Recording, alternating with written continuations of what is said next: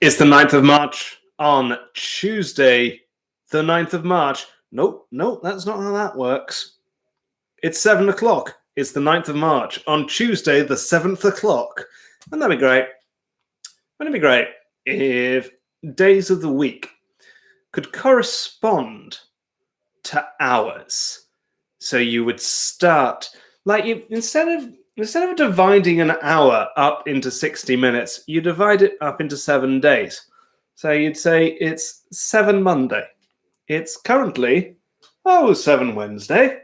And that would be, what's 60 minutes divided by 7? Oh, Lord. 63 famously divided by 7 is 9, because you add the two digits together, don't you, and you get 9. So let's say Wednesday is 3, it'd be just before 9. Wednesday is 3 8.5 to round it a bit, to approximate it. So we're looking at 25.5. So I think 7 Wednesday would be 7:25 and 30 seconds, or around that kind of ballpark, which is, that's not too far off when we start. I think we start this quiz, because we start at Theatre O'Clock at 7:30. We start at about 7, it's about halfway between 7 Wednesday and 7 Thursday. Something like that. Hey, we've got people coming in. Hello, Arokuru, and hello, Corpse Husband, who likes my cut G. I like your cut G too, Corpse Husband. And hello, Meg Plant. Nice to see you. It is 7:02 on Tuesday, the 9th of March, the penultimate Tuesday of winter in the Northern Hemisphere. And hasn't it been a very, very long one? Gosh, it's been gorgeous to see the spring starting to spring around where I am, here in this never-ending tunnel of dungeons. Oh, did you know I've discovered? So this chimney behind me, which climbs up all the way through the earth, I've discovered that's a false wall. That takes you through more dungeons that way. So that's what I've been doing these past 2 weeks. I've been off excavating. There's a potato crop. Someone's planted subterranean potatoes. I didn't know potatoes could grow without light.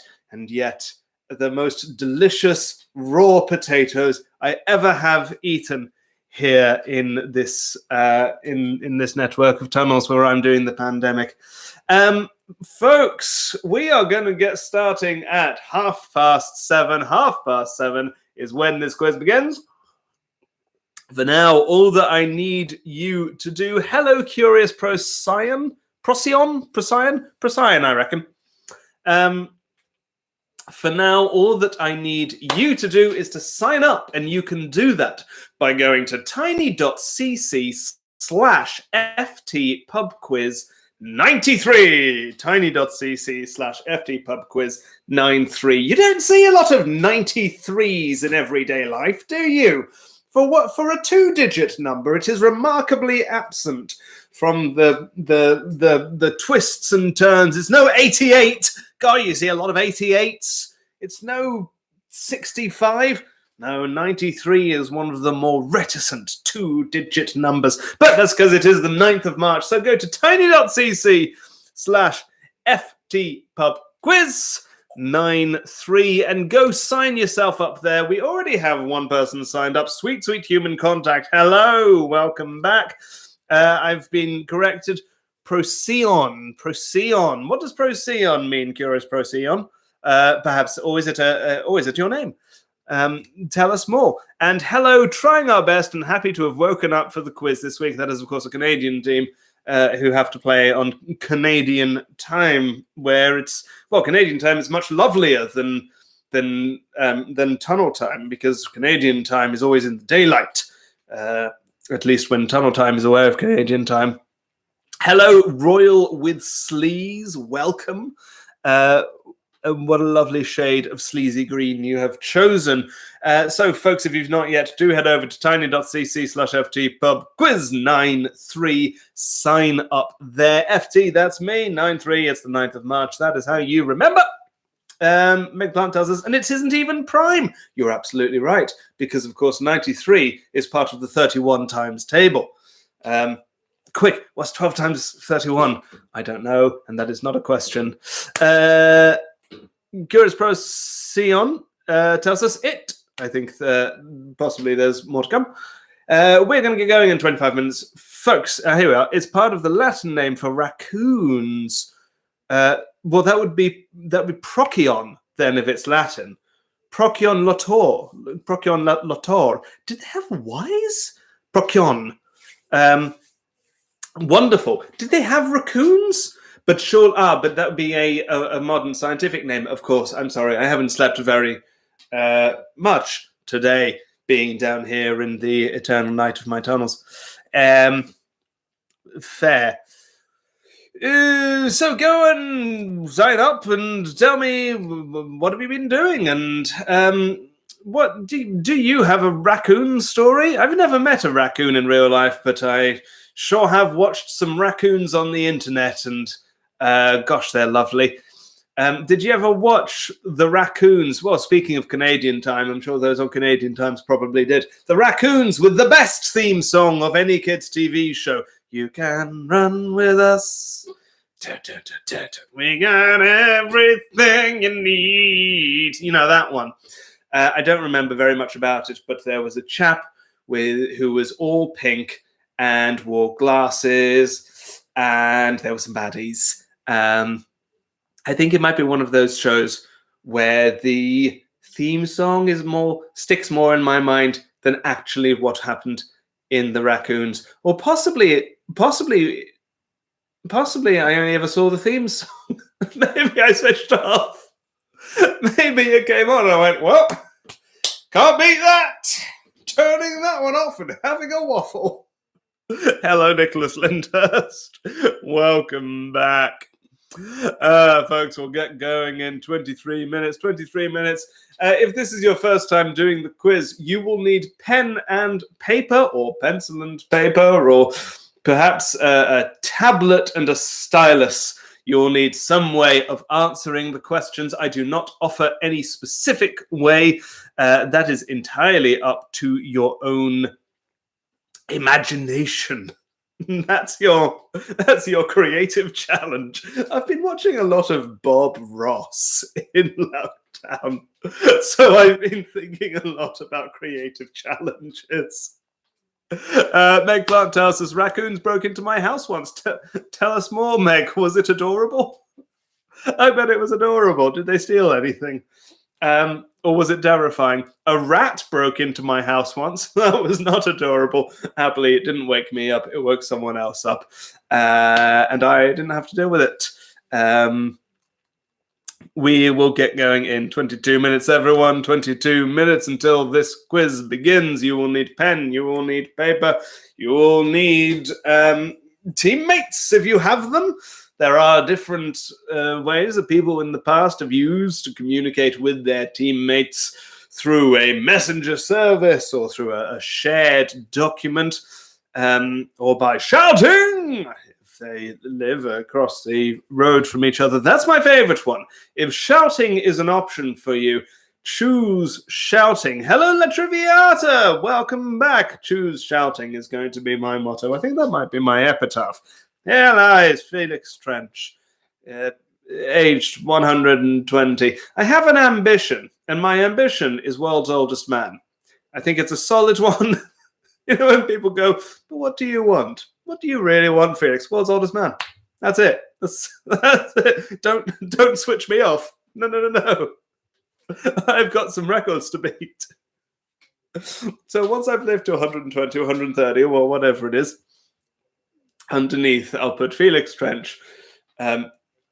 Lived to, what would that be? 130, 1986, 2086, that's 2096, 2116.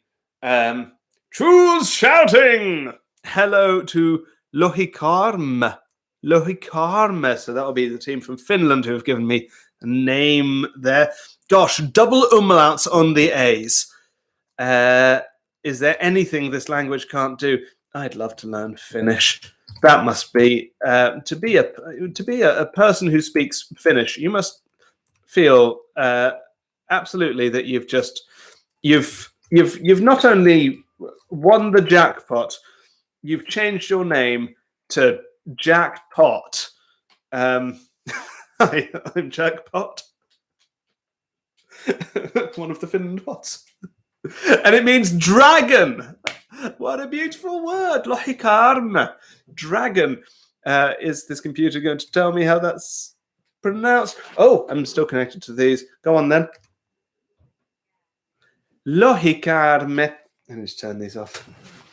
We'll get going in 19 minutes, folks. At this point, if we were in a pub, as my regulars know, I would be going around with something a bit like this. Some kind of receptacle asking you for your fees, and you can pay your fees by going to co-fee.com/Felix Trench. It's £2 per player. Coffee.com/Felix Trench. That is where to pay. And hello, Meg Plant says it was both. Okay, so this is for context. We were talking about raccoons, and Meg tells us that raccoons broke into her house. It was both adorable and terrifying. They were very cute from far away, but I'm fully aware they could easily beat me in a fight if it came down to it. I think they could beat me in a fight as well. They only stole trash. Recycling raccoons, the greatest. Hello, Anne, who is also a fan of shouting, and Rachel loves Bob Ross's Happy Little Trees. I learned recently, I don't know how true this is, someone told me that he recorded all of his shows. I'd never seen it before, by the way. It's far less of a cultural institution over here than in his native United States here.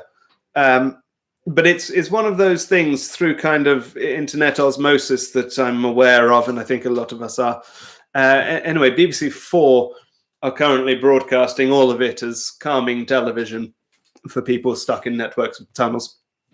And I've been popping that on and learning about the Happy Little Trees. Meg Plant's roommate's grandmother lived to 101 years old and swore eating raw tomatoes every day is what did it. You want good tomatoes, though. That's the thing. There is such a thing.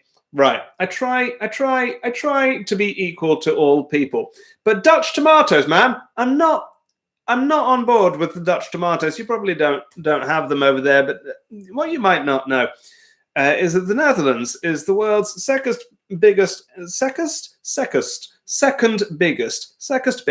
exporter of vegetables in the world, which is extraordinary. And I'd love to see they've got these famous glass greenhouses, but they send us these tasteless red tennis balls. I love a little cherry tomato or a little plum tomato. If you want a sweet tomato here, that's kind of your only option, or you go for tinned tomatoes, which have come up from, well, I say Italy, but often Spain. Aroguri says jackpot indeed, or jattipotti, as we say in Finnish. Jattipotti. Fantastic. Rachel Lloyd says that I hope people tuned in earlier, or I sound little like I've lost it. I can't find it anywhere. And Meg Plant says I never watched Bob Ross as a kid. I was a reading rainbow kind of gal. We didn't have that one either. A lot of these things kind of come in through, I say cultural osmosis, by which I mean things that are referenced on the TV shows that we did have. And podcasts who kind of assume that we all have the same cultural backgrounds. Hey, what do we think of my hat? It's good, isn't it? I agree. Now, this hat was knitted by a man called Joe Cullen, Cullen. And if you just look up Joe Cullen hats, he's currently knitting hats. I don't know if he wants me to plug his hat business or not, but I'm gonna. He's knitting hats, and I think you should buy a hat. And he's selling them through Ko-fi. I didn't know that you could do this. So why not go order yourself a lovely hat, and it'll keep you warm in the spring, summer, and then eventually autumn and winter, and your head will stop sweating and you'll feel great. Hello to you, hello 19. Rachel Lloyd asks, is Felix doing the Twin Peaks backwards sentence? Well, now remind me, Rachel. I've seen bits of it. I saw series 1 and then I think about half of series 2. But it was too clever for me. But I enjoyed the atmosphere while I was doing it. What is the backwards sentence from Twin Peaks, Rachel? I'm sure other people do. Do I do the shopping channel? I would be great at the shopping channel. Let me draw your attention to this set of knives. This knife. Now, what do you think this knife costs? £300? £350? Yeah, it looks like that kind of... No, nothing of it. This knife costs £40. That's right. And look how sharp it is. Boom. Look how sharp it is. I just cut a pipe. I just cut a bit of lead pipe with this pipe, and you can have it for £40 by calling the number now on your screen. I'd be great at that, doing just one great big advertorial. I was going to do advertorials for your picture round, but I couldn't find anything that was, that was well enough known. Or I found like a couple, and then it got either too obvious, like there'd be a massive picture of a Coca-Cola bottle, and you go, well, obviously it's a Coca-Cola bottle, and that's not a very good question. Or it would be like the Milwaukee Lumber Company is trying to get more people to buy lumber in 1951, which is even for me a little too outre. We'll get going in 12 minutes, folks. 12 minutes until we start. 13, I beg your pardon. 13 minutes until this quiz begins. If you've not yet signed up, do so over at tiny.cc/ftpubquiz93. ftpubquiz93. Hello to Spider T, and that's a bomb woolly cap, lad. Thanks. I think it's pretty bomb myself. Why not buy your own? If you scroll back through my Twitter, you'll find the first time I advertised it, and various of my friends have been advertising them as well. So you'll probably find where to grab your own. It is 12 minutes to quiz 12. The final dozen. The 2 egg cartons of minutes. Is that an international thing? I feel like that must be. Is that eggs by the dozen and eggs by the half dozen? I mean, surely that's international, right?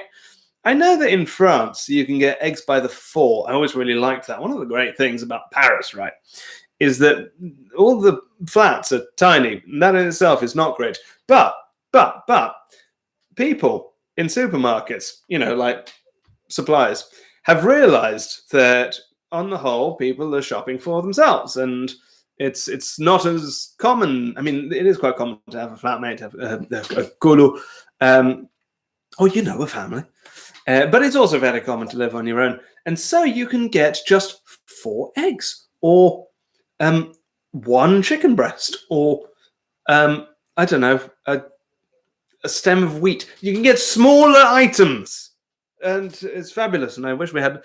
Anyway, yes. So the question is are eggs by the dozen and half dozen standard where you are, or do you have something else? Is it more sensible in your world built, your worldscape? Is it more sensible in your worldscape to have eggs by the 10 or the 20 or anything like that? Hannah says, hi Eileen, alas, advertorial gets used in US publication. It's advertising that looks like editorial. Yeah, you know what those are. You'll have a picture of a Volkswagen, and then you'll have 10 points underneath, and it'll start by saying the new Volkswagen slipper is 20% more rubber efficient. And then there'll be like 5 short paragraphs saying, that's right.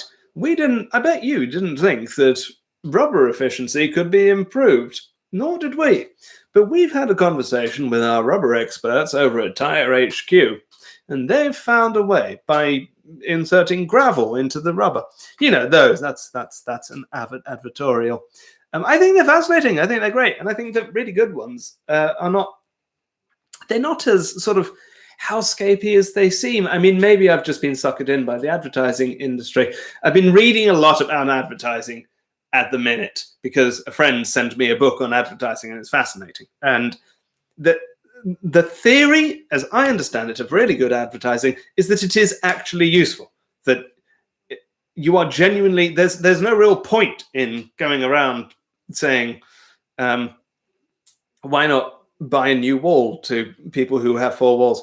But you're really trying to target the people who don't, and then come saying, this is why we, like, it's all about, I mean, okay, it's advertising. I mean, who am I trying to defend advertising? But still, I think it's a fascinating concept to think about how it can be used as a useful idea. Advertorial can be problematic when it gets confused for actual editorial. Yes, 100%. I don't disagree with you, Hannah. And generally, I mean, certainly in this country, there are guidelines. It has to say advertising.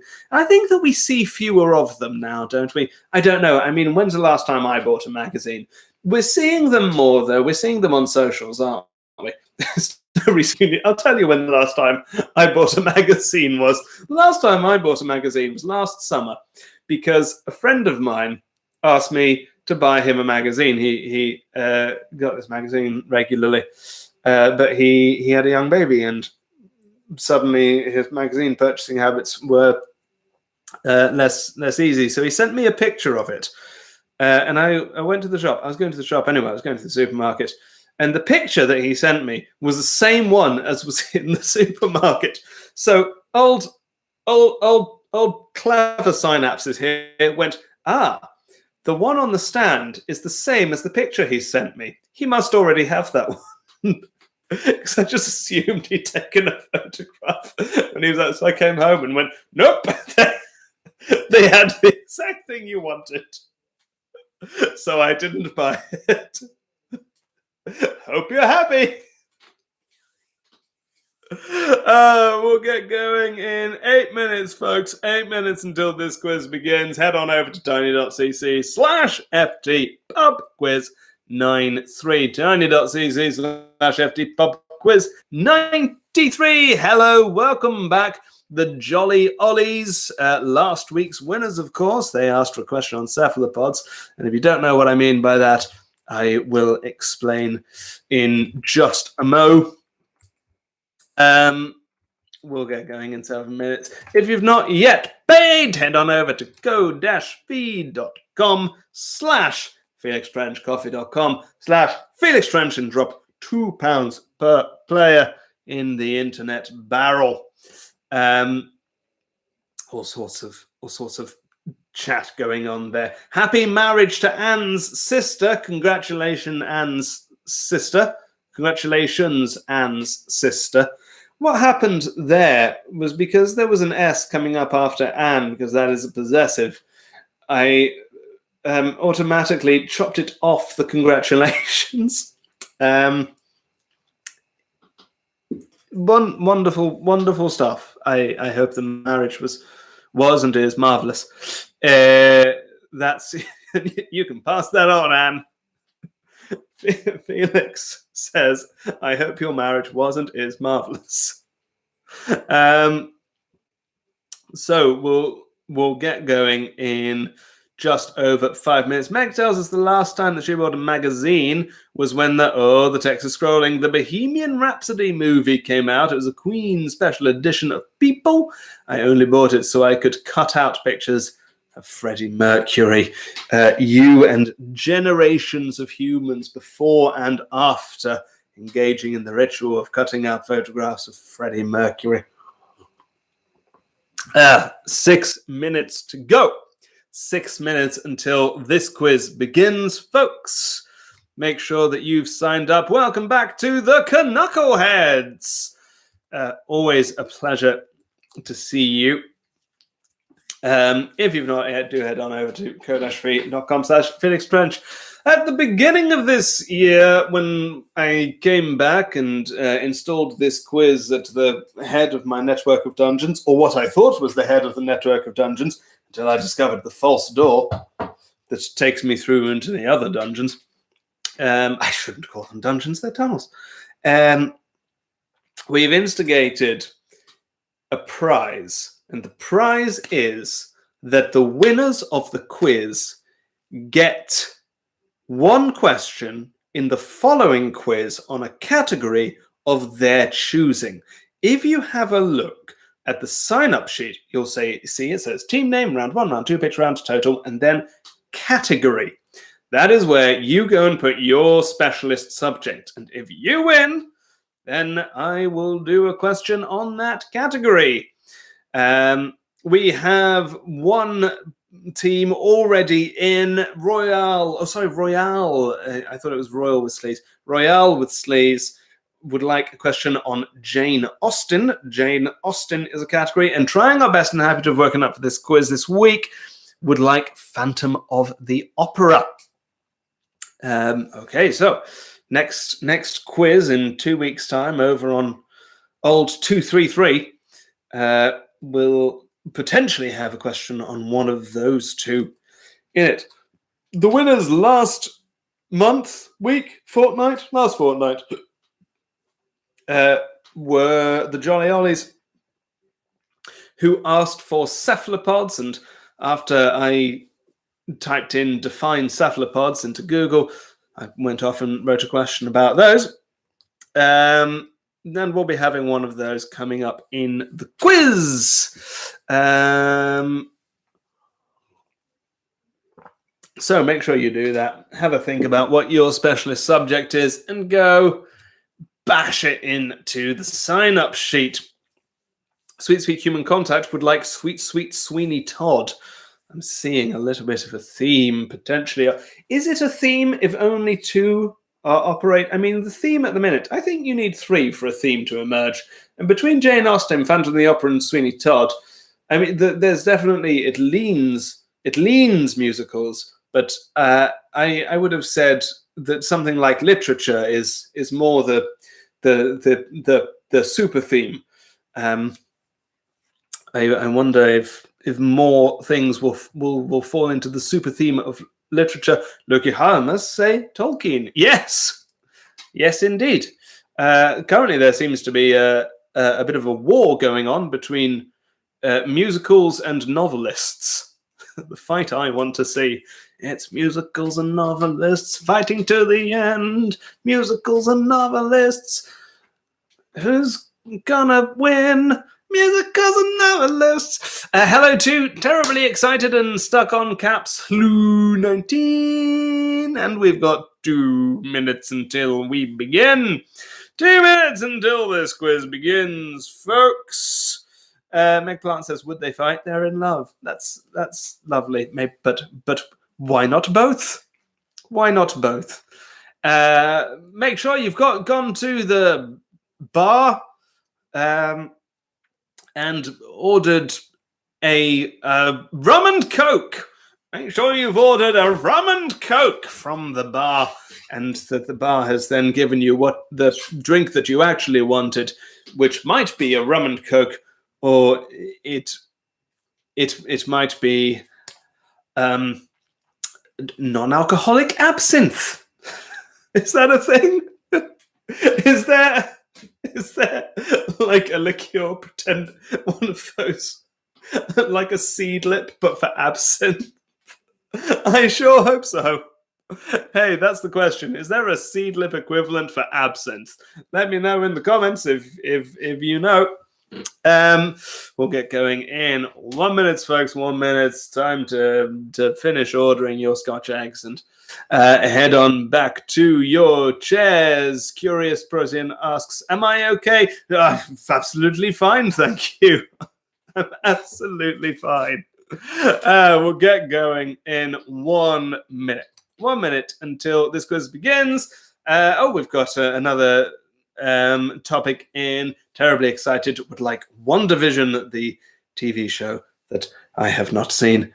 But perhaps I will be catching up before 2 weeks are gone. And that is 7:30. Good evening, everybody. Welcome to the quiz.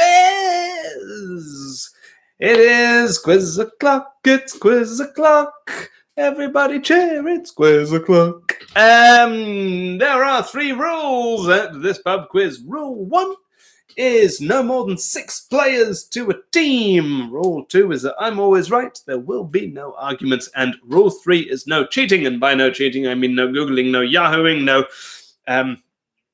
MSN.comming, which I guess is Bing, and so on and so forth. No phoning friends, unless your friend is on your team or your team has fewer than 6 players and you want to briefly rope someone into the team. I mean, I guess that would be fine too. Here we go. Question 1. According to the song, Ernie was the fastest milkman in the what? Question 1. According to the song, Ernie was the fastest milkman in the what? That is question 1. Something just to get us into the mood. Do not force us. No duck going. Certainly no duck going. Question 1. According to the song, Ernie was the fastest milkman in the what? And that is question 1. Question 1. Question 2 now. Question 2 is money. This is currencies. What is the currency of Poland? Question 2. What's the currency of Poland, please? Question 2. We've been through a lot of currencies together, folks. All of us together. God, haven't we thought about them all? But I think the Polish one has yet to rear its head. And here it is. We've all wanted it. We've saved it for March. What is the currency of Poland? Hello19 asks, when is it the quiziversary? That would be, well, there won't be a quiz on the quiziversary. It'll be next week. Question 2, what is the currency of Poland? Question 3. Question 3 is politics. Politics. I want you to tell me, I'm not telling you the country this time, I'll make it too easy. Which president resigned on the 25th of December, 1991? Question 3. Which president resigned on the 25th of December, 1991? That is question 3. Question 3. Which president resigned on the 25th of December, 1991? That is your question number 3.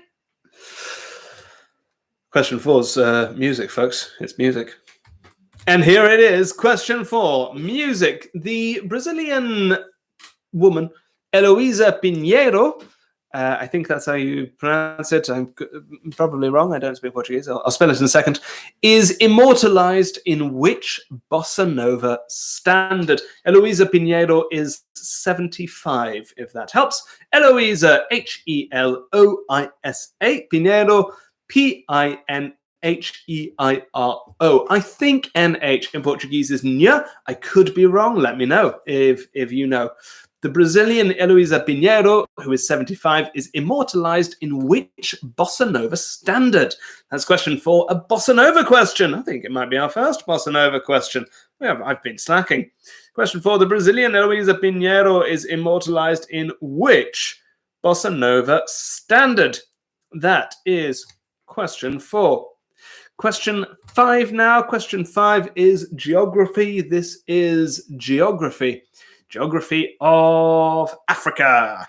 If you were traveling from Tanzania, say Dar es Salaam, to Egypt, say Cairo, what is the fewest number of borders you would pass through?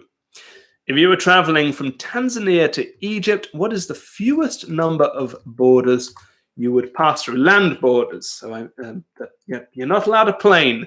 You're allowed a train. You're allowed a car. You're allowed a bus. You're allowed to walk. No boats. What is the fewest number of land borders that you would pass through? I've just looked up Dar es Salaam and it looks cool. I want to go to Dar es Salaam. Question 5. If you were traveling from Tanzania to Egypt, what's the fewest number of borders you would pass through?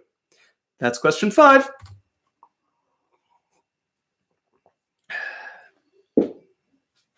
Question 6 is pasta. Pasta. This is your pasta question. Now, why is it pasta? It was something else before, and I couldn't think of anything for that question. So I went, pasta, that'll do.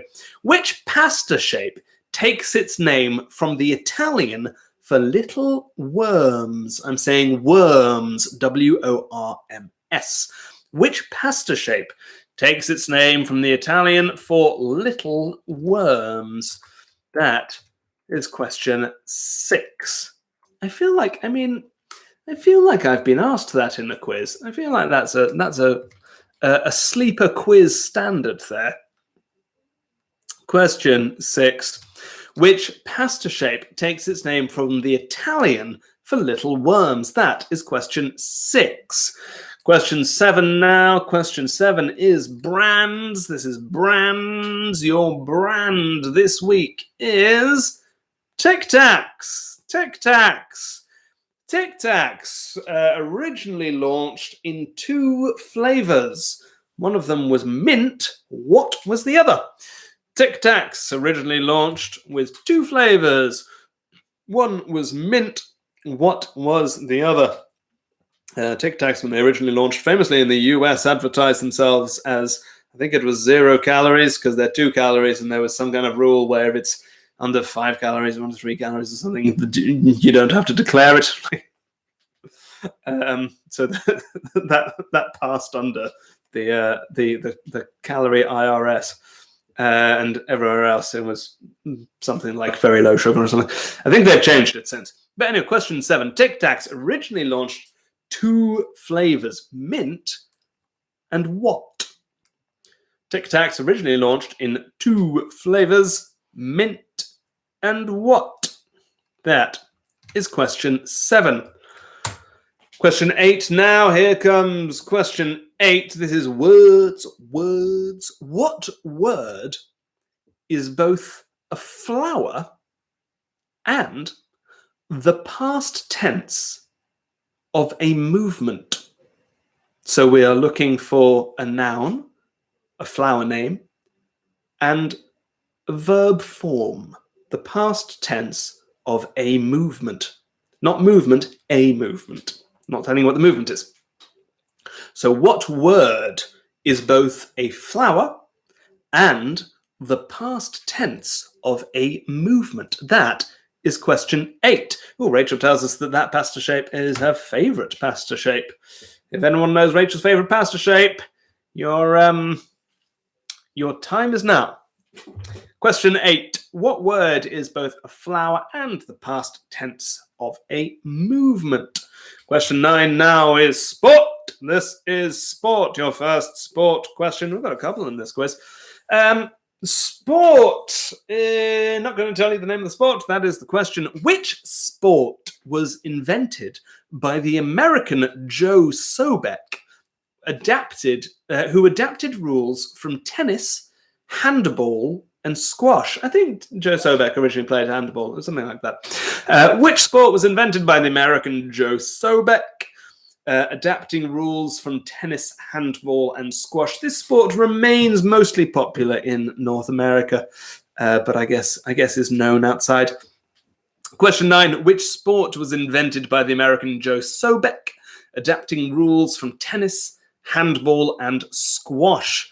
That is question 9. Question 9, give me the name of the sport. Question 10 is recent history. Recent history. In what year in the last decade? I didn't know whether to put this in, but I couldn't think of a better one. In what year of the last decade did Russia annex Crimea? Remember that story? That was a very big story in the 2010s. I'll give you that much. In what year of the last decade did Russia annex Crimea? That is question 10. In what year did Russia annex Crimea? The signing of the documents happened in the same year as the actual invasion.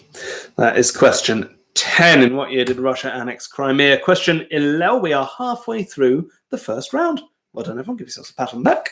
Question 11 now is capital cities. Capital cities. What is the capital of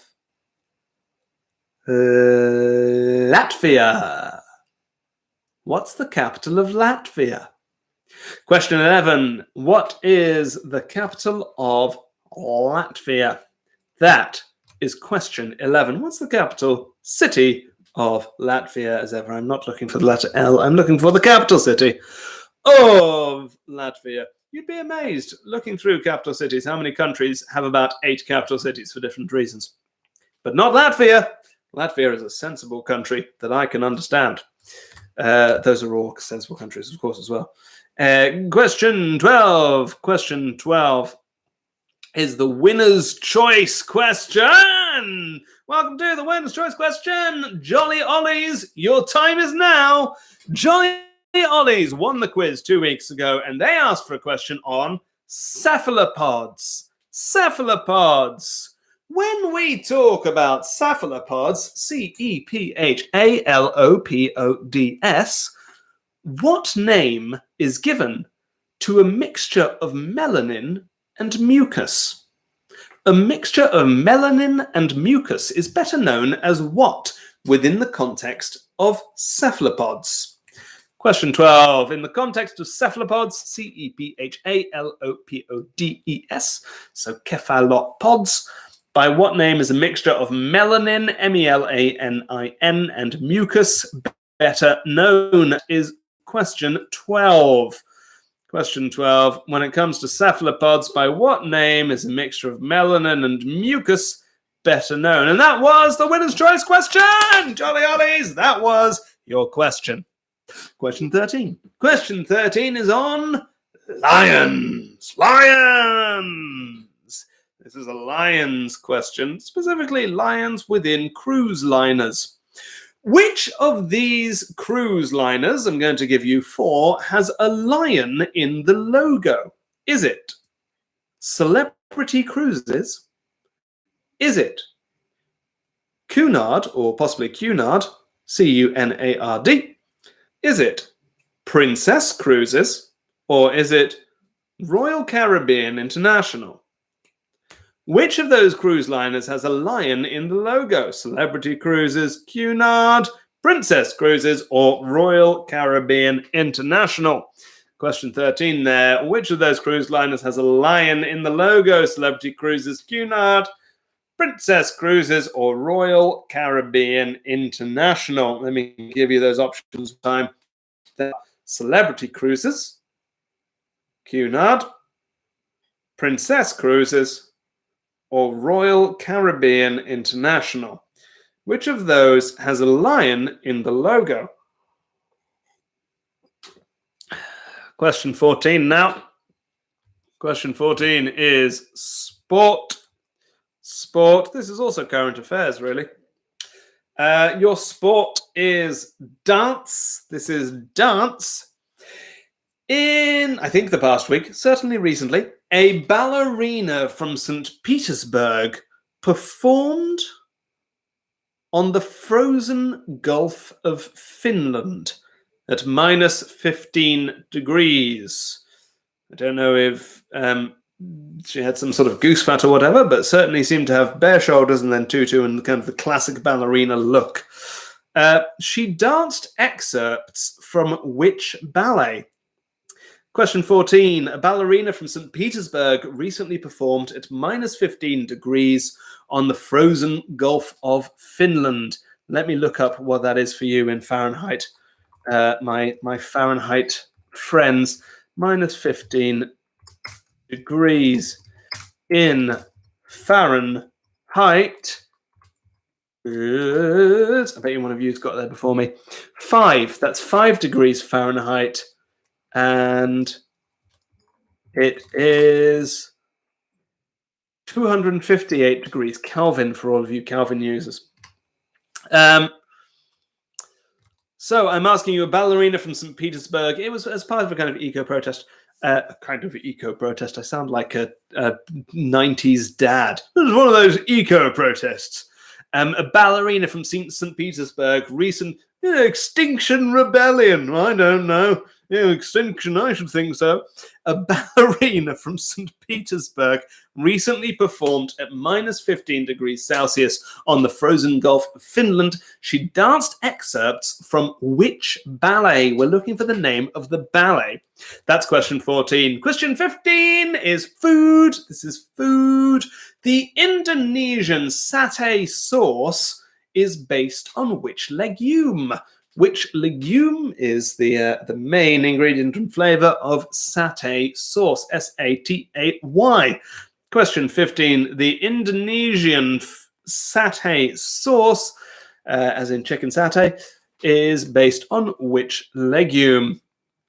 204 says, I once had 2 local NPR hosts give out the temperature in Kelvin. Fabulous. Question 15. The Indonesia satay sauce is based on which legume? And we have 5 questions left in this first round, folks. 5 less. 5. Did I say 5 lessons? 5 questions. 5 lectures. 5 questions. We have 5 lectures left. Settle in as I give 5 lectures. Question 15. The Indonesian satay sauce is based on which legume? Question 16. Question 16 is music. This is music. The music of the Black Eyed Peas. The Black Eyed Peas, speaking of legumes. The first major international hit for the Black Eyed Peas was Where Is the Love? In what year was it released? Question 16, the first major international hit, by which I mean it made the top 10 in the UK, was Where Is the Love? In what year was it released? That is question 16. The first major international hit for the Black Eyed Peas was Where Is the Love? In what year was it released? Meg Blount says that she hopes it's not 5 lectures, so that's what you're doing after this. Sorry, Meg. I don't make the rules. 5 lectures coming up. Lecture 1. The Aeneid. Better in reverse? Some would say yes. Question 16. The first major international... I've got an OHP. And transfers of the Aeneid, which I'm going to put upside down. Here's a map I prepared in 1971. The first major international hit for the Black Eyed Peas was Where Is the Love? In what year was it released? Question 17. Question 17 is alcohol. This is alcohol. What food is fermented in the creation of mead? Mead, drink of the gods. M-E-A-D. What food is fermented in the creation of mead? There might be various flavored meads that have other fermented foods in, but I'm looking at the unifying song here. Mead is made with a mixture of this fermented food and water. What food is fermented in the creation of mead? That is my question to you. Question 17. What food is fermented in the creation of mead? Question 18 now. You can tell we're in the second half of round 1. It's got a bit more involved, hasn't it? It's got those thinking caps are off the hook. Question 18 is literature. Literature. Which novel by Milan Kundera, I'll spell that in a second, tell me if I'm saying it wrong, was published in Paris in 1984 and is set in Prague in 1968? Which novel by Milan Kundera, or Kundera, M-I-L-A-N, as in Milan, K-U-N-D-E-R-A, was published in Paris in 1984 and set in Prague in 1968? That is question 18. Which novel by Milan Kundera was published in Paris in 1984 and set in Prague in 1968? 2 questions left in the first round, folks. 2 questions left to struggle through, and then we get to the fun round. Don't worry. Question 19. Question 19 is film. This is film. In what year was Blade Runner released? In what year was Blade Runner released? And what year did we all toddle out to the bus to go to the UGC Toisondor cinema and watch Blade Runner? In what year was Blade Runner released, please? That's question 19. In what year was Blade Runner released? That is question 19. Question 19. In what year was Blade Runner released? And question 20. Question 20 is current affairs. Current affairs of animals. Animals. I wonder if you saw this story. A rare species of what kind of amphibian has been successfully bred for the first time by scientists in Manchester Museum? In Manchester. A rare species of what kind of amphibian, we're looking for a type of amphibian here, has been successfully bred for the first time by scientists in Manchester Museum. This particular amphibian is normally native to Central America, but presumably came on holiday to the UK and then got stuck in lockdown. So some scientists got involved, and here we are.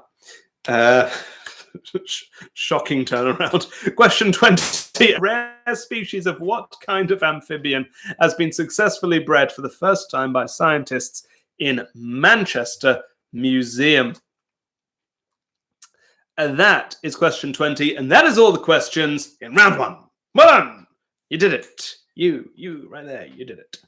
Congratulations. I'm going to go through all of those again. Then I'm going to do the answers to round 1. Then I'm going to faff around while I open the quiz song that I've again forgotten to queue up. Then we'll have a 10-minute break, and then we'll do round 2. Question 1 now. According to the song, Ernie was the fastest milkman in the what? Question 2, what's the currency of Poland? Question 3, which president resigned on 25th of December 1991? Question 4, the Brazilian Eloisa Pinheiro, who is 75, is immortalized in which bossa nova standard? Question 5, if you were traveling from Tanzania to Egypt, what is the fewest number of borders you would pass through? Question 6, which pasta shape takes its name from the Italian for little worms? Question 7, Tic Tacs originally launched with 2 flavors, mint and what? Question 8, what word is both a flower and a past tense of a movement? Question 9, sport, which sport was invented by American Joe Sobek and combined elements of tennis, handball and squash? Question 10, in what year of the last decade did Russia annex Crimea? Question 11, what's the capital of Latvia? Question 12, when we talk about cephalopods, by what name is a mixture of mucus and melanin better known?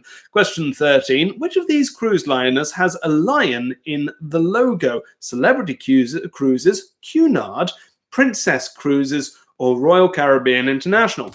Question 14, a ballerina from St. Petersburg recently made headlines by dancing excerpts of what ballet at -15 Celsius, which is 5 Fahrenheit, on the frozen Gulf of Finland?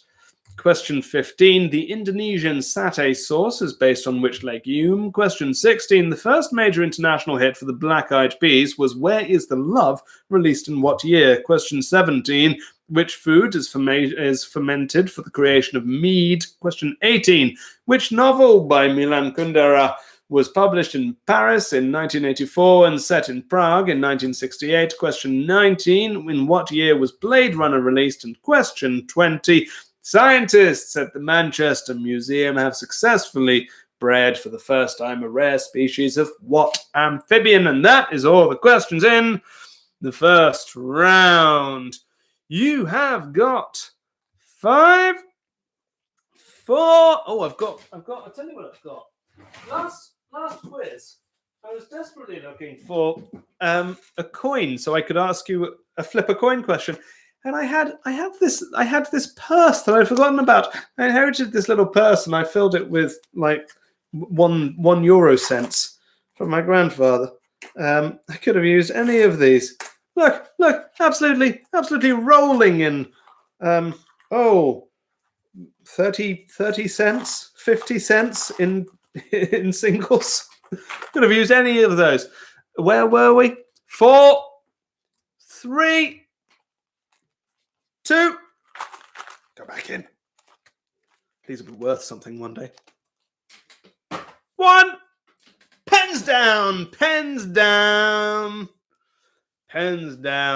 folks, as we do the answers to round 1. Once I've given you the answers to round 1, I will repeat them again afterwards. Go and put your score in the sign-up sheet. And don't forget that you are looking for a category for me to ask you questions on. So, ticks and crosses, please. Here we go. Question 1. Ernie. He was the fastest milkman in the West. I mean, that is very much a cultural touchstone over here. Probably not in other countries. Maybe it is. I don't know. But I figured that the rhythm of the sentence would probably give it to you. Question 1. West is what I was after. West. Question 2. The currency of Poland is the zloty. The zloty! Welcome, the zloty, to our collection of currencies. Question 2. The currency of Poland is the zloty. Question 3. The president that resigned on the 25th of December 1991. You know, I think there's more than 30 cents in there. I think you could be going on for a euro, maybe 2. Question 3. Such a useful currency over here. Which president resigned on the 25th of December 1991? That was Mikhail Gorbachev. Of course, the last president of the USSR, resigning the year it was dissolved. Mikhail Gorbachev. Question 4. The Brazilian Heloísa Pinheiro is the girl from Ipanema. The girl from Ipanema. If you gave me the Portuguese name of that, which I can't remember, that's fine too. Or whatever you call it in your own language. It's pretty well known and translated. But question 4, the girl from Ipanema. Question 5, you were traveling from Tanzania to Egypt. Well, you'd probably start either through the DRC, Uganda, or Kenya, and then you'd probably go to South Sudan, then Egypt, which means that the fewest number of borders you'd go through is 4. Question 6, the pasta shape that I was after is vermicelli. Question 6, vermicelli. Question 7, Tic Tacs launched in mint and orange. God, I used to love orange Tic Tacs, didn't you? It was such a treat to get Tic Tacs that served no purpose apart from enjoyment. Because Tic Tacs, they advertise as breath mint, but who wants orangey breath? Question 8. The word that is both a flower and the past tense of a movement, that movement is to rise. It's rose. Rose is the word I was after. Is that the only one? I mean, I think that's the only one, but if you came up with something else, let me know in the chat, and I'll give it to you if it's right. Question 9. The sport that I was after was racquetball. Which looks like squash. One of those things that you see people talking about on American sitcoms. Racquetball. Question 9. Question 10. Russia annexed the Crimea in 2014. It was a little while ago now. Question 10. That was 2014. Question 11, the capital of Latvia. I was hoping that you would be going, that you're a bit like me and you always go, which one is Riga, which one is Vilnius, which one? Anyway, it's Riga. Riga is the capital of Latvia. Riga. Question 12. When we talk about cephalopods, the mixture of melanin and mucus, that is ink, because cephalopods is, of course, the category of animals that includes octopuses and cuttlefish, all of those incredible animals. Ink, very few of them don't have ink sacs, a couple don't, but certainly that is what I was after. Famous for their ink. Question 13. Question 13. Which of those has a line in the logo? Is it celebrity? Is it Cunard? It is Cunard! Cunard is the only one of those cruise liners to have a lion in the logo. I've got a question coming here. The pasta was vermicelli. The first spelling there, Lou 19. Question 14. The ballerina from St. Petersburg. She danced excerpts from Swan Lake. Swan Lake. On a lake, she was the swan. Is it a dying swan? I've never seen Swan Lake. I have it culturally in my brain through, life osmosis that it's a dying swan. But Swan Lake, and she dressed up in the swan costume to do it. Look it up; it's cool. Like, I don't know how you do that. That's incredible. Question 15: the Indonesian satay sauce is based on which legume? It is the peanut. The peanut. Of course, some people call it peanut sauce. Famously, not a nut, although it is. I think it's. I saw a word that it was a culinary nut, but not an actual nut, because the outer shell hasn't hardened or something like that. Anyway, peanut is what I was after. Question 16. The first major international hit for the Black Eyed Peas, Where Is the Love, came out in 2003. 2003. Question 17. The food that is fermented is honey. Mead is fermented honey and water, and then other things were added to make flavored meats. Honey. Question 18. The novel by Milan Kundera, and again, this was originally in, I think it was originally in French. It might have been Czech. So if you used your own language, fine. The Unbearable Lightness of Being. The Unbearable Lightness of Being. That's question 18. The novel by Milan Kundera. The Unbearable Lightness of Being. Question 19. Blade Runner was released in 1982. 1982. And question 20. A rare species of toad has been bred. Toad. What I didn't know until I looked up this question is that a toad is just a type of frog. There's no like, it's just that we call certain frogs toads. There's no very specific characteristic. So if you put frog, if you put frog, that's fine. If you put frog, that's also fine. Toad, though, is what I was kind of aiming at. Let me give you all of those again, and go put your scores in the sign-up sheet. Let me see if any of. I'm incredibly invested in Muppet Swan Lake. Oh, that sounds fantastic. I think you're all on board. Sweet. Question 1, West. Question 2, Zloty. Question 3, Mikhail Gorbachev. Question 4, the girl from Ipanema. Question 5, 4. Question 6, Vermicelli. Question 7, Orange. Question 8, Rose. Question 9, Racquetball. Question 10, 2014. Question 11, Riga. Question 12, Ink. Question 13, Cunard. Question 14, Swan Lake.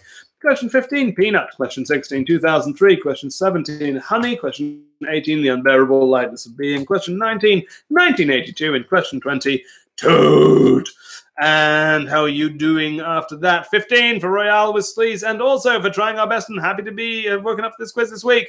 14 for Sweet Sweet Human Contact, and 13 for the Knuckleheads. But Nicholas Lyndhurst on a fantastic 18 points. Can they be beaten? Yes, they can be beaten for the Jolly Ollies and La Triviata. Both have 19 points. Congratulations, folks. Those are fantastic scores. Almost a perfect first round. That is beautifully done. Oh, we've got some more categories coming in. If Nicholas Lyndhurst will be having Pitt the Younger. I think that goes on the author category, doesn't it? Whereas if La Triviata do, it'll be Sondheim. And 14 points for Spider T. We await the scores of Terribly Excited and Lohikama, but currently in the lead with near perfect rounds, it's the Jolly Ollies and La Triviata. Very well done to both of those teams. Oh, hello. Did something just happen? All of you just disappeared from the sheet for me. Let me check. Okay, I think it might just have been my computer. I think you're all fine. You're all fine, aren't you? You're all fine. Yeah, look at you. You're great. You're grand. You're gravy. So, folks, let's take ourselves a lovely little 10-minute break. In that time, I want you to have a look at the picture round. The picture round is available over at tiny.cc/ftpictureround93. ftpictureround93. There are 12 questions in this picture round. What you have got is 12 different versions of the BBC weather map over the years. Some of those weather maps might be the same, I'm not sure. But certainly 12 different weather forecasts and 12 different years. All I want you to do is match the year to the weather map. Match the year to the weather map. You have got until the end of the quiz to do that. Here is the music. You've got 10 minutes of interval. See you at 15:15.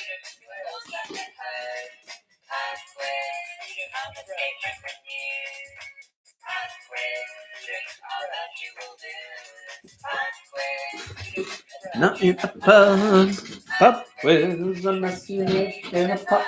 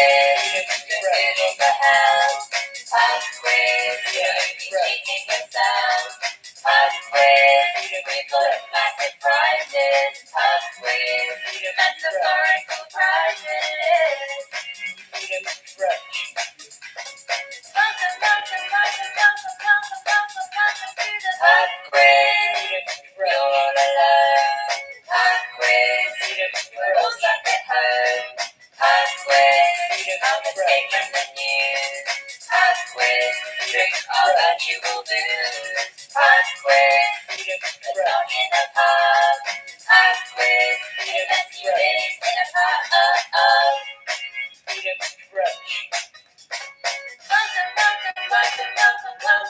Welcome to the pub quiz. The food is the hell. Pub quiz. Teaching yourself. Pub quiz. We've got massive prizes. Pub quiz. Metaphorical prizes. Welcome to the pub quiz. You're all alone. Pub quiz. We're all stuck at home. Pub quiz. Come escape from the news. Pub quiz. Drink all that you will lose. Pub quiz. But not in a pub. Pub quiz. Unless you live in a pub.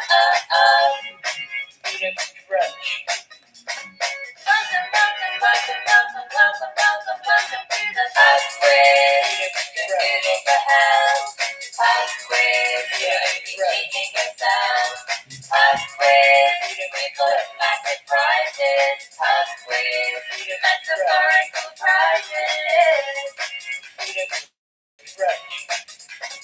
Welcome to the pub quiz. You're all alone. Pub quiz. We're all stuck at home.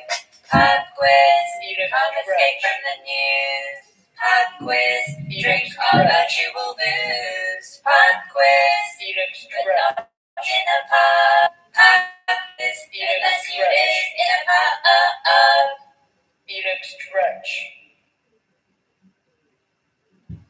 Pub quiz.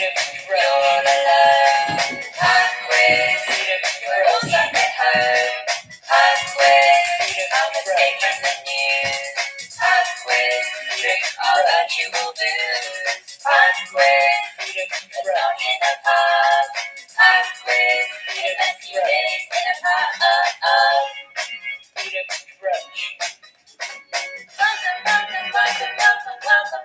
Welcome to the pub quiz. The food is the hell. Pub quiz. Teaching yourself. Pub quiz. We've got massive prizes. Pub quiz. Metaphorical prizes. Welcome to the pub quiz. You're all alone. Pub quiz. We're all stuck at home. Pub quiz. Come escape from the news. Pub quiz.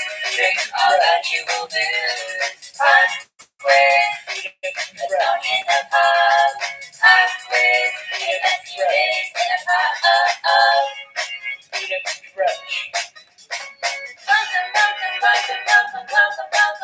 to the pub quiz. The food is the hell. Pub quiz. Teaching yourself. Pub quiz. We've got massive prizes. Pub quiz. Metaphorical prizes. Welcome to the pub quiz. You're all alone. Pub quiz. We're all stuck at home. Pub quiz. Come escape from the news. Pub quiz. Drink all that you will lose. Pub quiz. But not in a pub. Pub quiz. Unless you live in a pub.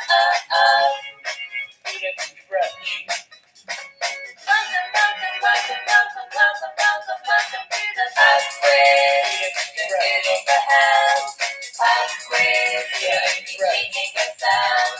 Pub quiz. We've got massive prizes. Pub quiz. Metaphorical prizes. Welcome to the pub quiz. You're all alone. Pub quiz. We're all stuck at home. Pub quiz. Come escape from the news. Pub quiz. Drink all that you will lose. Pub quiz. But not in a pub. Pub quiz. Unless you live in a pub.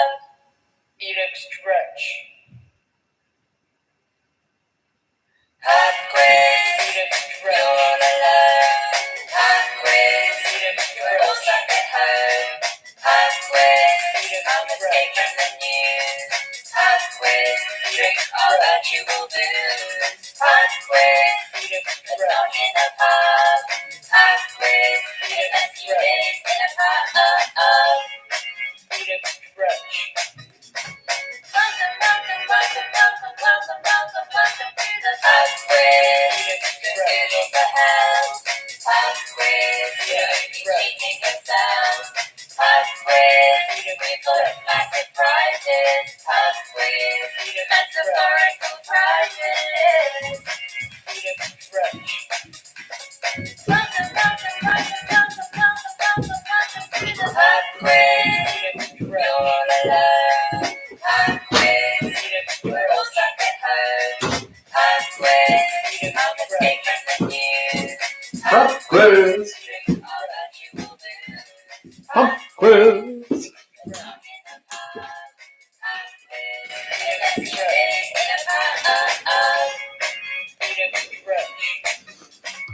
Welcome, welcome, welcome, welcome, welcome, welcome, welcome, welcome.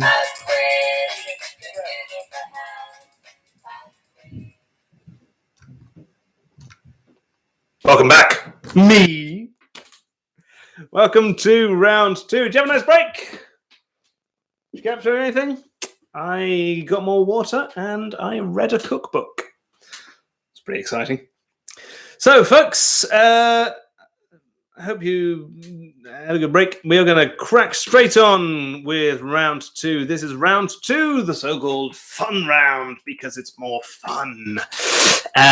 So, pens at the ready, brains at the ready. Here we go. Question 21. Question 21 is art. This is art. In the painting, known informally as Whistler's Mother, although it's actually called Portrait of the Artist's Mother, and it's by James Whistler, is Whistler's mum looking at the left or right frame of the painting from the viewer's perspective? So if I'm looking at it here, is it my left or my right that she's looking at? She's doing that or that. Question 21. In the painting Whistler's Mother, or Portrait of the Artist's Mother by James Whistler, is Whistler's mum looking to the left or right frame of the painting? Looking at, I should say, the left or right frame of the painting. That is question 21. Question 21.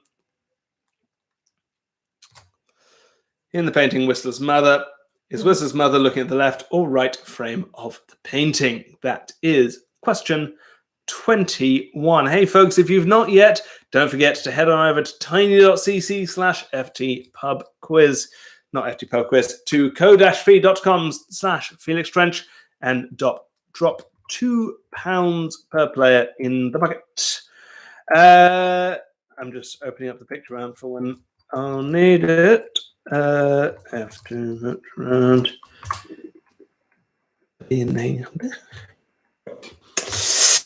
Question 22 now. Question 22 is music. This is music. I'm going to throw a whole load of names at you.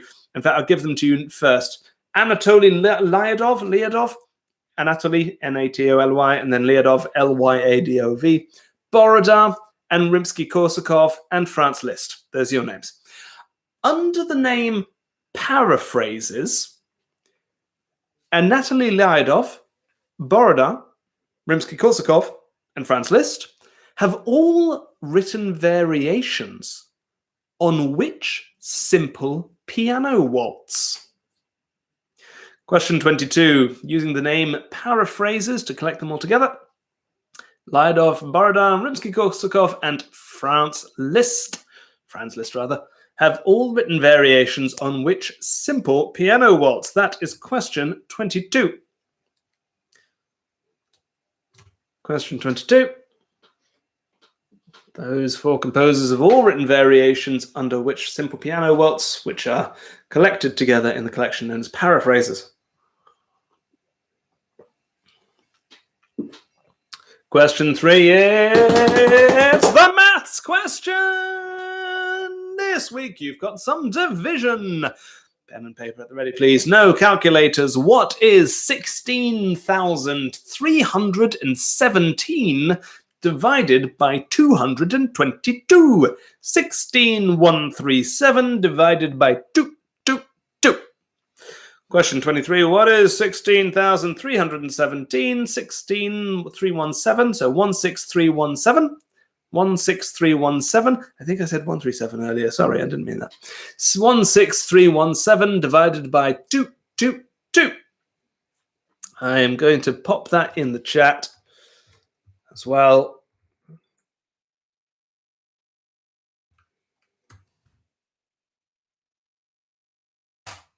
There you go.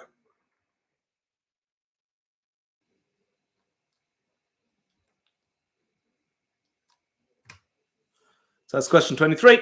What is 16,317 divided by 222, please? Question 24 now. Question 24 is brands. Advertising, really. Which brand's bar of soap calls itself a beauty cream bar and advertises that it is made of 25% moisturizing cream? Question 24. Which brand's bar of soap calls itself a beauty cream bar and advertises that it is made of 25% moisturizing cream?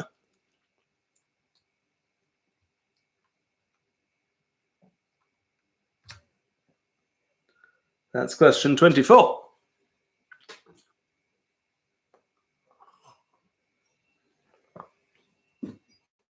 Question 24. Which brand's bar of soap calls itself a beauty cream bar and advertises it is made of 25% moisturizing cream? Question 25 now is games. This is games. A Hawaiian juice made of passion fruit, orange, and guava, which was first manufactured in 1971, gave its name to which game? A Hawaiian juice made from passion fruit, orange, and guava, first manufactured in 1971, gave its name to which game? That's question 25.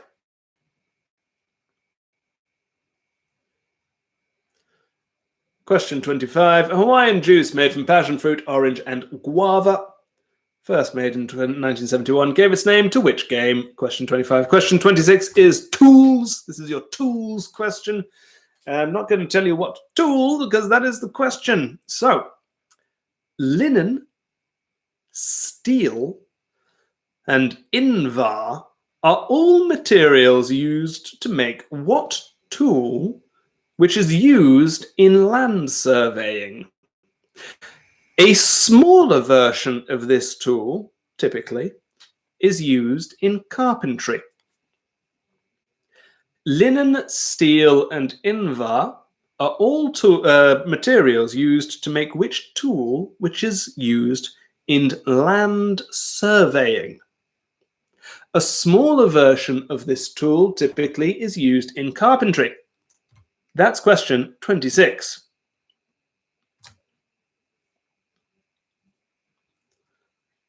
Question 26. Linen, steel, and invar are all materials used to make what tool used in land surveying? Question 27 now. Question 27 is geography. Geography. What is the name of the sea south of Ireland and northwest of Cornwall? It's seas. It's Irish seas. What is the name of the sea to the south of Ireland and northwest of Cornwall? That's question 27. Question 27. What's the name of the sea to the south of Ireland and northwest of Cornwall?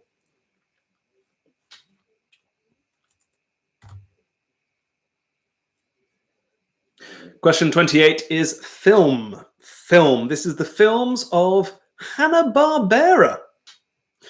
Which Hanna-Barbera cartoon was the first one to make it to film with a cinema release? I think it is also just the first feature-length cartoon by Hanna-Barbera, but I'm not entirely sure. It was released in 1964. So I'm looking for the name of the cartoon, which got a cinema release. They got a 90-minute cartoon out of it. Which Hanna-Barbera cartoon was the first to be turned into a feature film with a cinema released in 1964? That's question 28.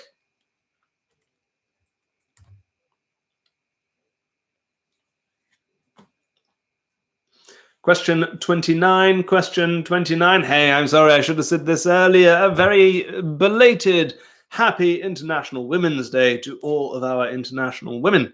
This is a question about International Women's Day, which was yesterday.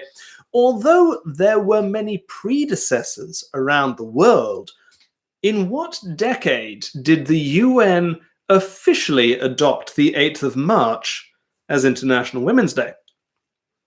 Question 29, I think it goes back to there were things happening in Russia and things happening in America, and it all kind of came together. But although there were many predecessors around the world, in what decade did the UN officially adopt 8th of March as International Women's Day?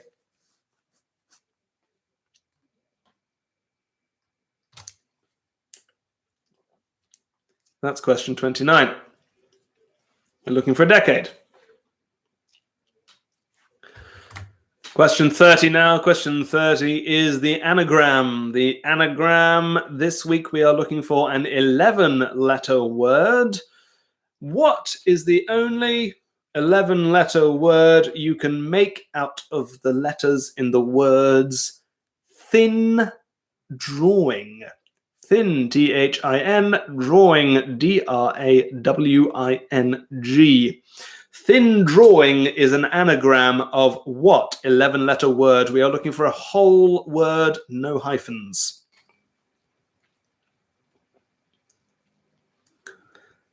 Question 30. What 11-letter word is an anagram of thin drawing?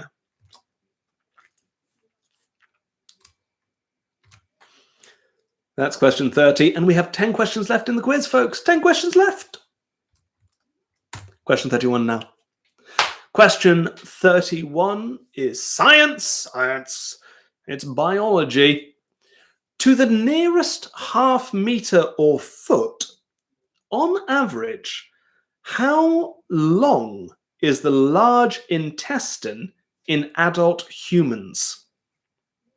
To the nearest half meter or foot, on average, how long is the large intestine in adult humans? If you just laid it all out on the ground in a straight line.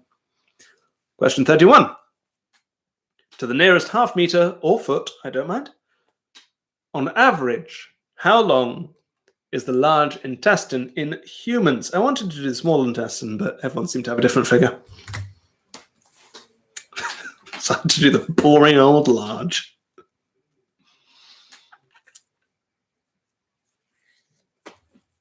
Question 32 is sport. It's sport. I'm going to give you 5 sports. I want you to tell me which one of those was not lined up, and presumably still is not lined up, for the Tokyo 2020, possibly 2021 Olympic Games. Which of these 5 sports is not due to be played at the potentially upcoming Tokyo Olympic Games? Is it baseball, breakdancing, golf, rugby, or skateboarding? Baseball, breakdancing, golf, rugby, or skateboarding? Which one of those is not due to be played at Tokyo 2020? That's question 32. Question 32. Will they call it Tokyo 2020? Be good if they did. Which of those is not due to be played? Baseball, breakdancing, golf, rugby, or skateboarding? I tell you what, no matter what happens, this current Tokyo Olympics is going to be the darling of pub quiz questions for centuries. Absolute centuries. Question 33. Question 33. This is words. It's new words added to the Oxford English Dictionary in 2020. What word was added to the OED in 2020 with the following 2 meanings? 1, lack of fear of or reference. I'll start that again. Lack of fear of or reverence or respect for authority. I'll say that again. Lack of fear of or reverence or respect for authority. And meaning 2, the state or condition of being eyeless, E-Y-E-L-E-S-S, brackets, in various senses. What word was added to the OED last year, meaning those two things? Lack of fear of or reverence or respect for authority, or the state or condition of being eyeless in various senses. Lack of fear of or reverence or respect for authority, or the state or condition of being eyeless. That is question 33. What word was added to the OED with those two meanings last year? Question 34 is zoology. It's zoology. It's rhinoceroses. How many species of rhinoceros are there? Alive ones. Question 34. How many species of rhinoceros are there? Give me a number. That's question 34. Just count them, just list them. Question 34. How many species of rhinoceros are there? Question 35 now. Question 35. This is your internet question. What word appears in both the acronyms ADSL and ISDN? ADSL, ISDN, two acronyms having to do with internet connections. But what word appears in both? I'm looking for the full word. What word appears in both the acronyms ADSL and ISDN?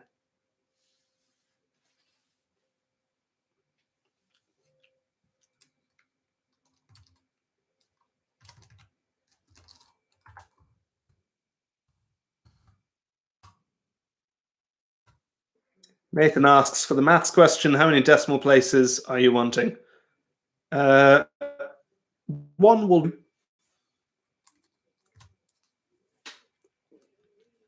What word appears in both the acronyms ADSL and ISDN?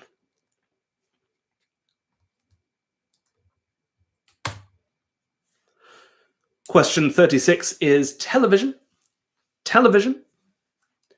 Robin Williams and Sarah Michelle Gellar starred in a sitcom about an advertising firm. Can you tell I've had advertising on the brain recently? What was the sitcom called? Question 36. Robin Williams and Sarah Michelle Gellar appear in a sitcom about an advertising firm. What was the sitcom called? That's question 36, and we have 4 questions left in this quiz. Question 36. Robin Williams and Sarah Michelle Gellar starred in a sitcom about an advertising firm. What was the sitcom called? Question 37. Question 37 is music. This is music, the music of a little band called The Beatles. The song 8 Days a Week first appeared on which Beatles album? Name the album, please. Don't give me a number, give me the name of the album. 8 Days a Week first appeared on which Beatles album? That is question 37. Question 37. 8 Days a Week first appeared on which Beatles album? Name the album, please.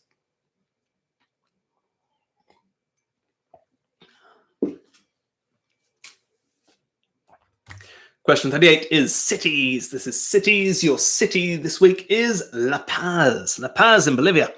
To the nearest 500 meters or 1,000 feet, how high is La Paz above sea level? La Paz, famously altitudinous city. But how tall is it? How tall is it? No, forget that. I don't want to know how tall La Paz is. I want to know how high it is above sea level. How tall is your city? To the nearest 500 meters or 1,000 feet, how high is La Paz above sea level? That is question 38. To the nearest 500 meters or 1,000 feet, how high is La Paz above sea level?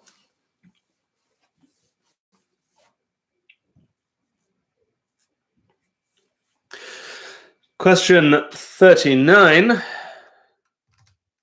I'm just going to edit down because I think I've given you too much of a clue there at the end.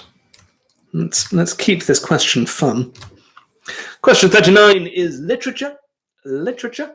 It was announced this week that the musicians Joss Stone and Dave Stewart, he from Eurythmics, will write a musical based on which novel, which was released in 2003? Joss Stone and Dave Stewart are writing a musical based on which novel, which was released in 2003? That's question 39, your literature question.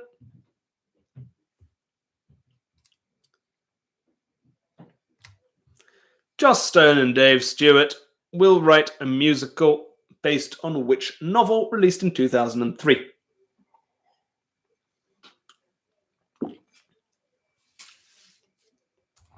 And question 40, your final question of this second round and quiz, is your current affairs question. Pope Francis has been visiting what country this week? The first ever papal visit to that country.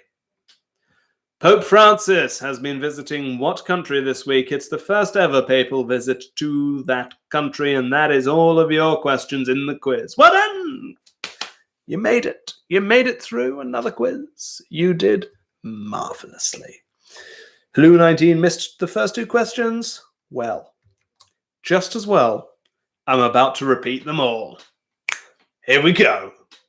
Question 21. In the painting Whistler's Mother, or Portrait of the Artist's Mother by James Whistler, is Whistler's mother looking at the left or right frame of the painting from the perspective of the person viewing the painting? Question 22.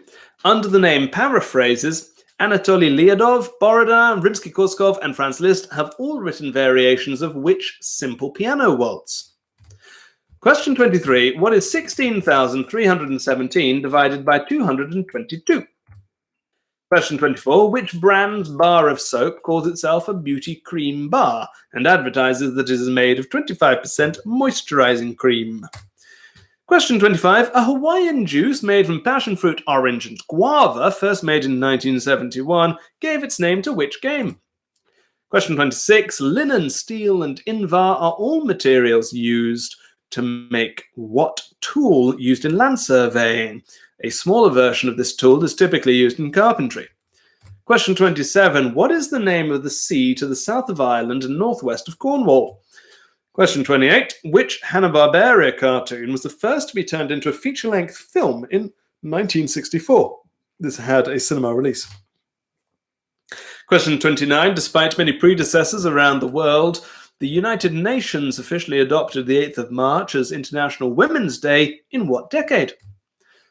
Question 30. What 11-letter word is an anagram for thin drawing? THINDRAWING. Question 31. To the nearest half meter or foot, on average, how long is the large intestine in adult humans?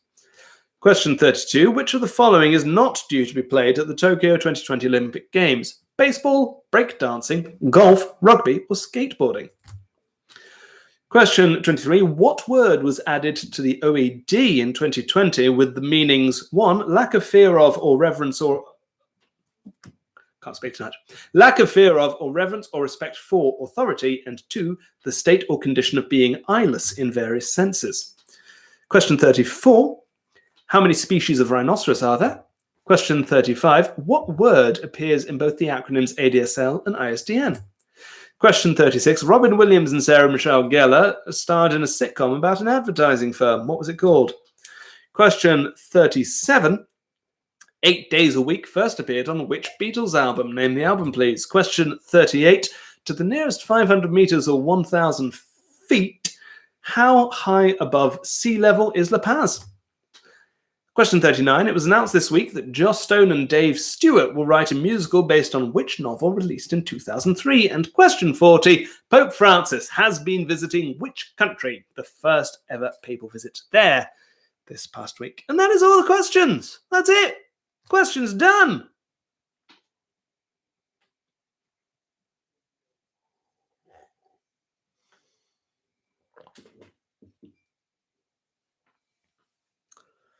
Catherine Adam had 16137. That's my fault, Catherine. I said it wrong the first time I said all the numbers. I'm sorry. 16317 is the correct order. Apologies to everyone who got hung up there. You've got 5 You've got 4. Pick up your marking pens. Here are the answers to round 2. Question 21. In Whistler's mum is looking to the left.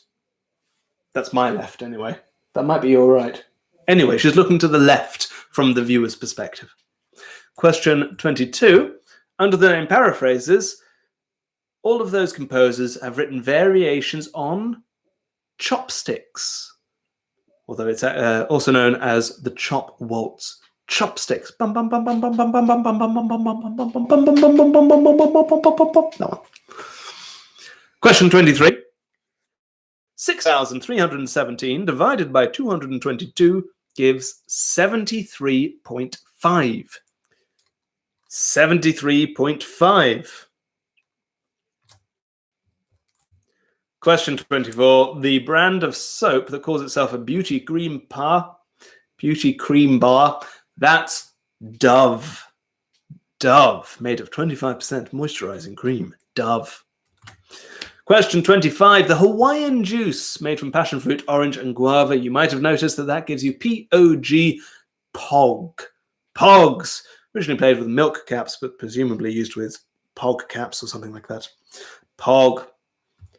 Question 26. Linen, steel, and invar are all materials used to make tape measures. You know those big ones, the big rolly ones that go out for ages and ages. All the little ones as well. Tape measures. 27. The sea to the south of Ireland, not the east, the south. East of Ireland, that's the Irish Sea. To the south of Ireland, it is the Celtic Sea. The Celtic Sea. Question 28. The Hanna-Barbera cartoon I was after, that is Yogi Bear. Yogi Bear. That film was called Hey There, It's Yogi Bear. Question 29. The 8th of March was officially adopted as International Women's Day in the 1970s.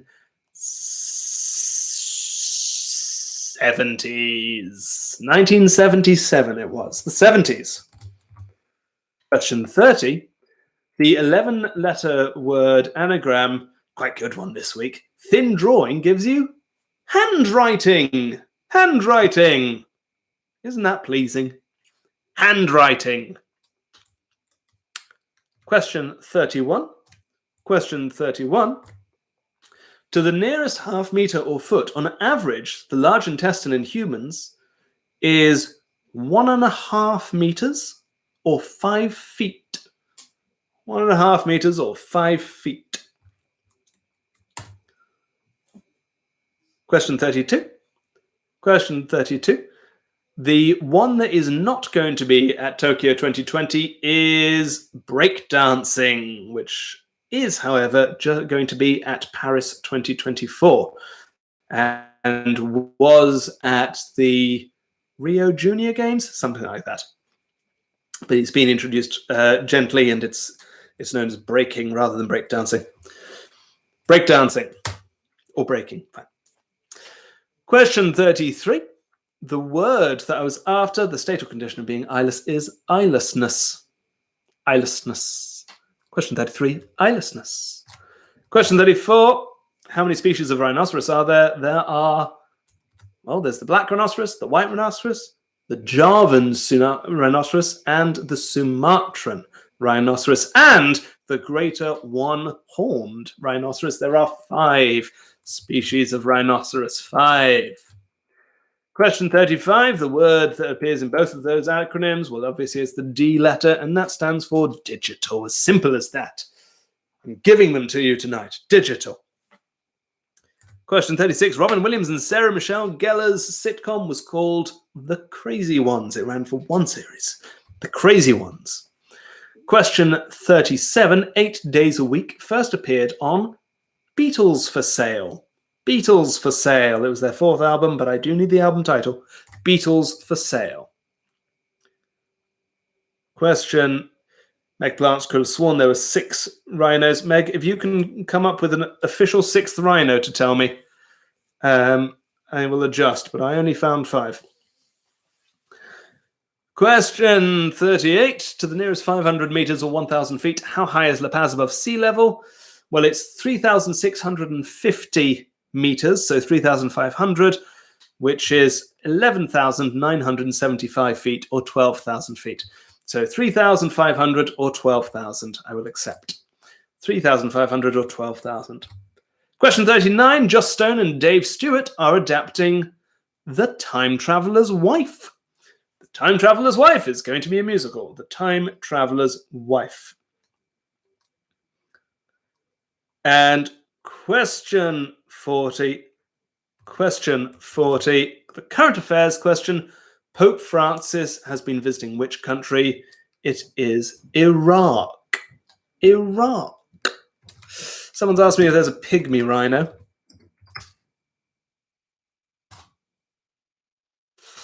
Pygmy rhino is the Sumatran rhino. Same one. So let me give you all of those again. Then we'll see how you're doing. And then we'll do the picture round. So question 21 left. Question 22 chopsticks. Question 23 73.5. Question 24 dove. Question 25 pogs. Question 26 tape measure. Question 27 the Celtic Sea. Question 28 Yogi Bear. Question 29 the 1970s. Question 30 handwriting. Question 31 1.5 meters or 5 feet. Question 32 breakdancing. Question 33 eyelessness. Question 34 5. Question 36 digital. Question 35, digital. Question 36, the crazy ones. Question 37, Beatles for sale. Question 38, 3,500 meters or 12,000 feet. And question 39, rather, the Time Traveler's Wife. Question 40, Iraq. Let's see how you did after that. So, in that second round, a bit more of a spread this time. 6 for Royale with Sleeves, but 16 for Trying Our Best. 5 for Sweets with Human Contact. 7 for the Knuckleheads. 10 for Nicholas Lyndhurst. 13 and 9 for the two teams that were ahead earlier, so then are beaten by Trying Our Best. 11 for... I've got a notification, I don't want that. 11 for Lohikame. 13 for Spider T. And 7 for Terribly Excited, which means that in the totals... Top score currently, it's the Jolly Ollies, last week's winners, with 32, who, if they win, will want a question on Australia. 32. Knuckleheads are asking for the Ogopogo. I don't know what that is. I look forward to finding out. But nipping at their heels, it's Trying Our Best and Happy to Have Woken Up, who are on 31. But there is all to play for in the BBC weather forecast round. Come with me to the weather map as we go through the BBC weather map through the ages. So I gave you 12 weather maps because it's a little easier to organize prettily than 10. Here they all are, and I asked you to match the year to the map. Well, well, well. That first one there, that is the first time, but certainly not the last, that we will see possibly the UK's most famous weatherman, Michael Fish, and there in 1979. Michael Fish there in 1979. Moving on then, that's Carol something, who I think is also there in number 11. There in the year 2000. Picture 2, the year 2000, when the UK really did tower over. Is she presenting in the Excel Centre or something? Picture 3 now. Picture 3. This is specifically from BBC Wales. Which is why you've got a picture of Wales, and that is 2018. 2018, a very recent one there. Picture 4, an earlier one. That is from 1974. That's our 270s done, 1974. Picture 5, that's our most recent one. That was February this year, 2021. Picture 5, 2021. Picture 6, our second Michael Fish spotting. A more recent one, though, picture 6. That one in 1989. Picture 7, We've got 2 old dates, and it's going to be between the 2, isn't it? I wonder how many of you got that picture 7 is, in fact, the oldest one in 1953. Picture 7 there, 1953, back when everything was a blur. Picture 8 now, picture 8. There's Michael Fish again, looking increasingly like Bernie Sanders, as I think someone saw in the chat. Picture 8, Michael Fish in 1995. Picture 9 now. I'm not sure who that is. He's presenting the midweek news weather in 1984. Picture 9, 1984. Picture 10, we've had the other black and white one, so it can only be 1968. Picture 10, 1968. Picture 11, absolutely destroying it down there in the snow in 2005. And picture 12, that was Michael Fish's last ever broadcast in 2004. Let me give you all of those again. Was I expecting when I woke up today to create a tribute to Michael Fish? I was not. Am I pleased with the result? Delighted. Picture 1, 1979. Picture 2, 2000. Picture 3, 2018. Picture 4, 1974. Picture 5, 2021. Picture 6, 1989. Picture 7, 1953. Picture 8, 1995. Picture 9, 1984. Picture 10, 1968. Picture 11, 2005. And picture 12, 2004. If you're not from these shores, Michael Fish probably doesn't mean anything to you. He is famous for a very specific forecast, which I have not included, but I'll let you look that up in your own time. Oh, but we've got some news here from Lohikame, who tell us that Pekka Puta is the best weatherman, and have given me a link. Let's have a quick look. There we go.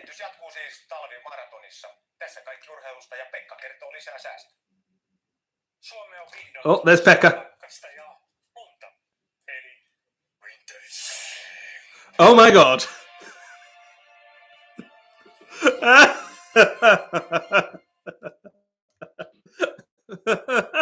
That's great. Folks, have a look at the link that Team Finland have put in the sheet.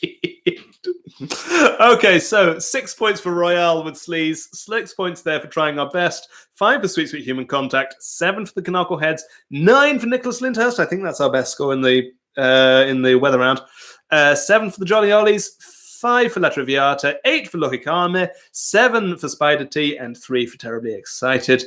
So what does that mean? We have got 37 points there for trying our best.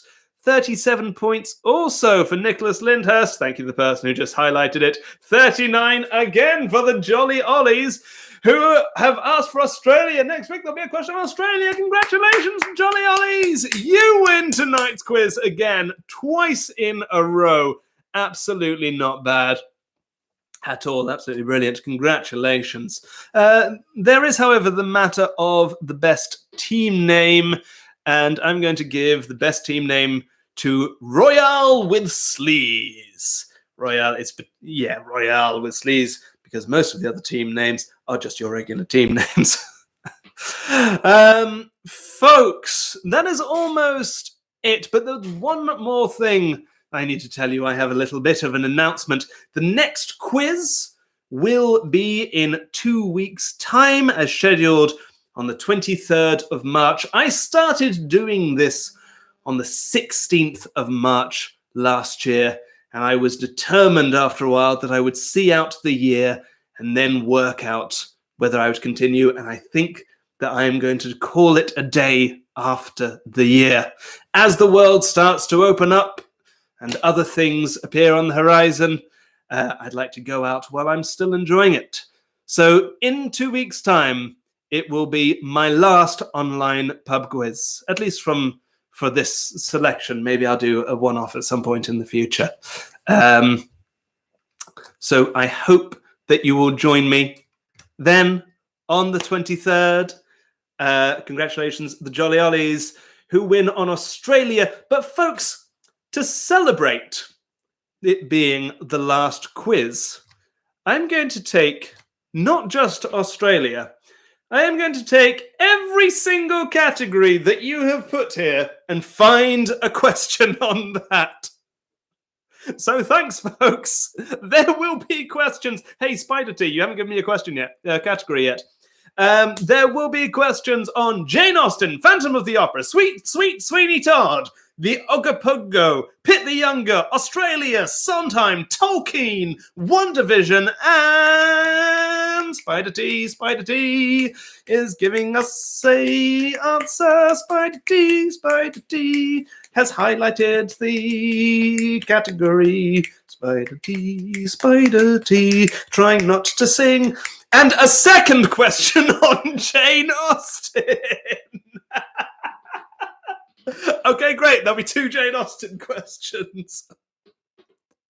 But one of them in a different typeface. Fantastic. Thank you all very much for playing. I will see you all in 2 weeks for the last one. Have a lovely fortnight. Bye!